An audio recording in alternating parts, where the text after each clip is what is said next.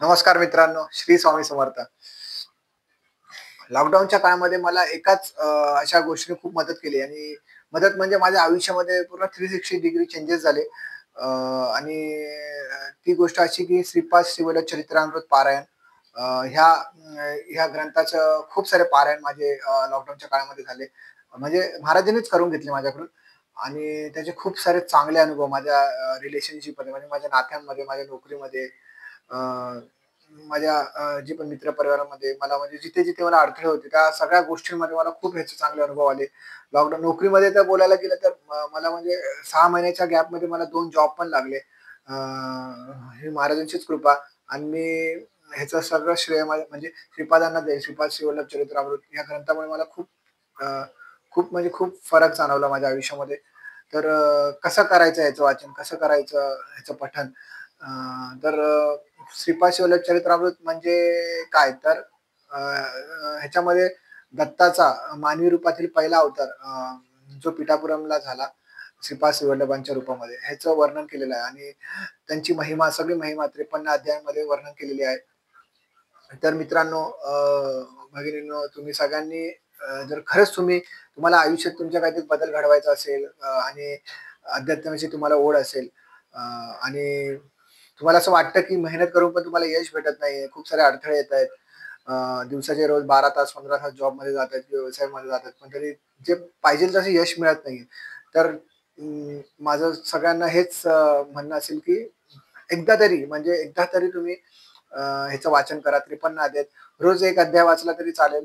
असे 53 अध्याय तुम्ही त्याचे पठण करा किंवा पारायण. जर पारायण केलं तर खूप सारे पथ्य पाळावे लागतात. तर ते पारायण पण तुम्ही करू शकता.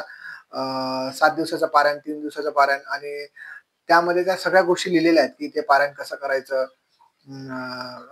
त्याच्यासाठी काय पथ्य पाळले पाहिजे, या सगळ्या गोष्टी लिहिलेल्या आहेत. किंवा एक सिंपल म्हणजे पथ्य बोललं तर काय असतं, की मांस मटण न खाणे, ब्रह्मचर्य तर पाळावे. जर 7 दिवस एकच गोष्ट खा, म्हणजे जर तुम्ही जेवताय एक्झाम्पल, तर मग तीच गोष्ट तुम्ही 7 दिवस जेवायची. म्हणजे हे खूप साऱ्या गोष्टी असतात त्या करायच्या असतात पारायणामध्ये आणि त्यामध्ये हे पारायण करताना तुम्हाला खूप शिस्त पण लागते. जसं एक्झाम्पल सकाळी जर 6:00ला उठायचं तर रोज 6:00लाच उठणे. मग आणि ह्या गोष्टी मी लॉकडाऊनमध्ये करत होतो आणि ह्या महाराजांनी करून घेतल्या माझ्याकडे. कारण की अ, काय काय करायचं मग लॉकडाऊनमध्ये करणार तरी काय ना? मित्रांना भेटू शकत नव्हतो. फोनवर पण किती बोलणार? जॉब जॉब करून पण एक 10 तास, 12 तास त्याच्यानंतर करायचं काय? मग आपला वेळ कसा घालवायचा? तर मग महाराज अशाच काही ना काहीतरी गोष्टी समोर आणायच्या आणि मग वेगवेगळ्या रूपामध्ये वेगवेगळ्या लोकांच्या मार्फत ह्या गोष्टी महाराजांनी माझ्याकडून करून घेतल्या आणि खूप चांगले प्रभाव मला ह्याचे दिसले माझ्या आयुष्यामध्ये. 6 महिन्यात मला 2 जॉब लागले मित्रांनो. आणि ही सगळी महाराजांचीच कृपा. अ, अ, नोकरी करताना पण म्हणजे खूप म्हणजे आय-टी फील्डमध्ये असल्यामुळे, सॉफ्टवेअर इंजिनिअर असल्यामुळे स्ट्रेस तर असतंच, पण त्या ताणतणावाचा, त्या स्ट्रेसचा मला कधीच प्रभाव जाणवला नाही. मला त्रास झाला नाही आणि सहजपणे मी ते 3-4 वर्ष तर असेच काढले लॉकडाऊनमध्ये हसत-हसत आणि सर्वात मेन म्हणजे माझ्या मुलासोबत मी माझा टाईम स्पेंड करू शकलो, वेळ घालवू शकलो.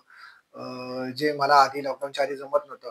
तर माझ्या मित्रांसोबत तर नाहीच म्हणजे त्यावेळी तर मित्र वगैरे भेटू शकत होतो. पण फॅमिलीसोबत मी माझा टाईम स्पेंड करू शकलो आणि खूप मजा आली, खूप एन्जॉय केला. तर मित्रांनो नक्की पठण करा आणि तुमच्या आयुष्यामध्ये जर तुम्हाला असं वाटतं, की अडथळे येतायत, खूप प्रयत्न करताय, समस्या येतायत, 12 तास, 15 तास रोज जॉबमध्ये घालवतायत, तर मग तुम्हाला त्या गोष्टींमध्ये पण तुम्हाला फरक जाणवेल मित्रांनो. भगिनींनो, की जसं की सपोज तुम्हाला रोज 12 तास तुमच्या जॉबमध्ये जात आहे, 12 ते 13 तास. तर तुम्ही जसं-जसं ह्याचं पठण चालू कराल, तुम्हाला पहिल्या अध्यायापासूनच याचे अनुभव जाणवायला लागतील, की कसा-कसा तुमच्या मनावरचा, शरीरावरचा ताण कमी होतो आणि तुम्ही डिसिजन घेता, निर्णय घेता, तुमच्या मनातील भीती निघून जाईल. जे पण तुम्हाला वाईट शक्ती असतात, वाईट शक्तींचा प्रभाव असतो, तो कमी होईल आणि खूप चांगले अनुभव तुम्हाला मिळतील याचे. तर नक्की करा आणि कमेंटमध्ये मला नक्की कळवा. श्री स्वामी समर्थ.